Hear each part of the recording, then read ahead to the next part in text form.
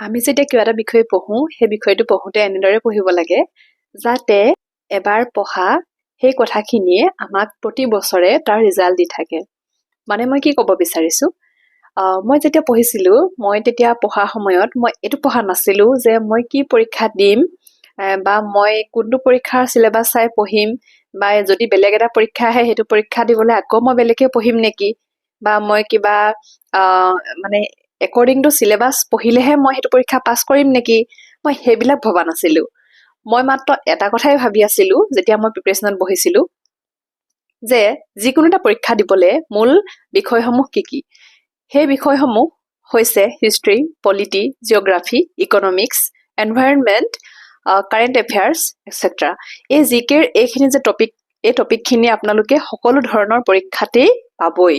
গতিকে এইখিনি যেতিয়া বিষয় পঢ়ে, সেইখিনি বিষয় পঢ়োতে আপোনালোকে এই চিলেবাছত এইটো পইণ্ট আছে, এইটো পইণ্ট নাই, এইবোৰ চাই নহয়, এই গোটেই ছাবজেক্ট কেইটাৰে কনচেপ্ট আপোনালোকে ধুমুহাৰ দৰে পঢ়িব লাগে। আপুনি যেতিয়া ইণ্ডিয়ান হিষ্ট্ৰী পঢ়িব, তেতিয়া আপুনি ইণ্ডিয়ান হিষ্ট্ৰী পঢ়োতে অকল দুটামান পইণ্ট পঢ়ি ইণ্ডিয়ান হিষ্ট্ৰী শেষ নকৰিব।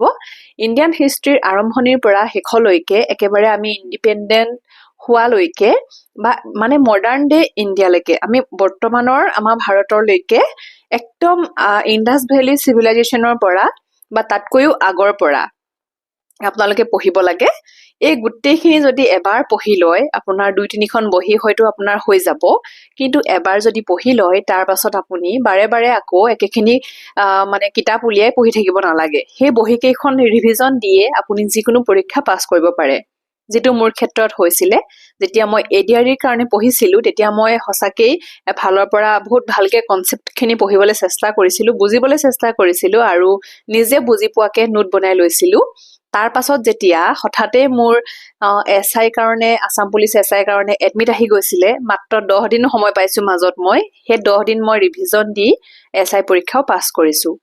গতিকে আগৰ পৰা মই কিন্তু পঢ়ি থকা নাছিলো সেই পৰীক্ষাটোলে, কিন্তু সেই নোটখিনি যে মোৰ আছিলে, মাত্ৰ মই 10টা দিন ৰিভিজন দিয়াৰ পাছতে মোৰ পৰীক্ষাটো ভাল হৈছিলে, মানে যথেষ্ট ভাল হৈছিলে।